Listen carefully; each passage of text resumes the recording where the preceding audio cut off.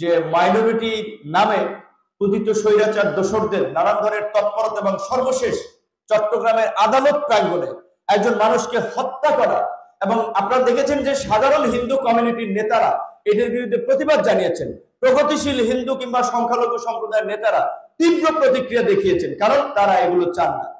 তো আমাদের দেশের যে হিন্দু, মুসলিম, বৌদ্ধ, খ্রিস্টান, অন্যান্য ধর্মের মানুষের মধ্যে যে একটা অসাধারণ সাম্প্রদায়িক সম্প্রীতি, সেটাকে বিনষ্ট করে একটা সাম্প্রদায়িক পরিস্থিতি সৃষ্টি করার জন্য নানান ধরনের তৎপরতা চালানো হচ্ছে। সেই ক্ষেত্রে আমাদেরকে সচেতন থাকতে হবে এবং সতর্ক থাকতে হবে। এই পতিত স্বৈরাচারের বড় একটা সাপোর্ট এবং খুঁটির জায়গা ছিল আমাদের প্রতিবেশী রাষ্ট্র ভারত।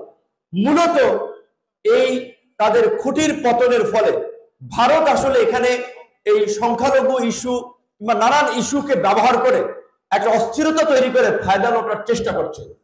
আপনাদেরকে ভুলে গেলে চলবে না, গত 15 বছর আপনারা আমার চেয়ে নির্যাতন নিষ্পেষণের মধ্যে দিয়ে গিয়েছেন। রাজনীতির ভিন্নতা থাকার সুবাদে নিজের দলের লোকেরাও যদি একজন আরেকজনকে টেনে ধরার চেষ্টা করি, কিংবা নিজেদের বন্ধু প্রতিম সংগঠন, যেখানে আপনারা দেখেছেন বিএনপির চেয়ারম্যান জনাব তারেক রহমানের নির্দেশে রুহুল কবির রিজভী ভাই সিনিয়র যুগ্ম মহাসচিব চিঠি দিয়েছিল পটুয়াখালী জেলা বিএনপিকে যে গণ অধিকার পরিষদের সভাপতি বিপি নূরকে তার এলাকায় সহযোগিতা করার জন্য।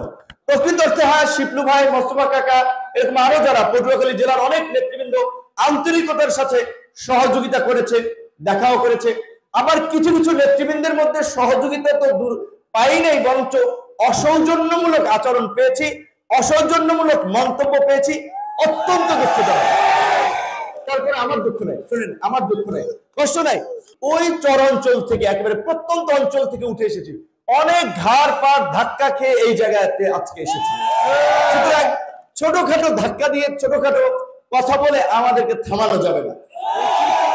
শিপ্লু ভাই বলেছে, আমি এইটুকু আমি বলছি, আমি যদি এখান থেকে বলেছি যে নির্বাচন করার আগ্রহ আছে, আপনারা যদি চান আমিও করব, কিংবা আমি যদি নাও করে আমার ভাইও যদি কখনো করে, কিংবা মোস্তফা কাকাও যদি কখনো করে, এলাকার মানুষ হিসেবে তাদের প্রতি আমার সমর্থন এবং সহযোগিতা।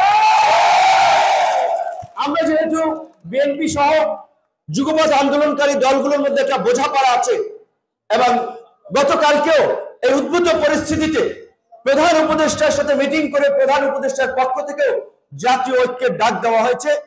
বিএনপির মহাসচিবও জাতীয় ঐক্যের কথা বলেছেন।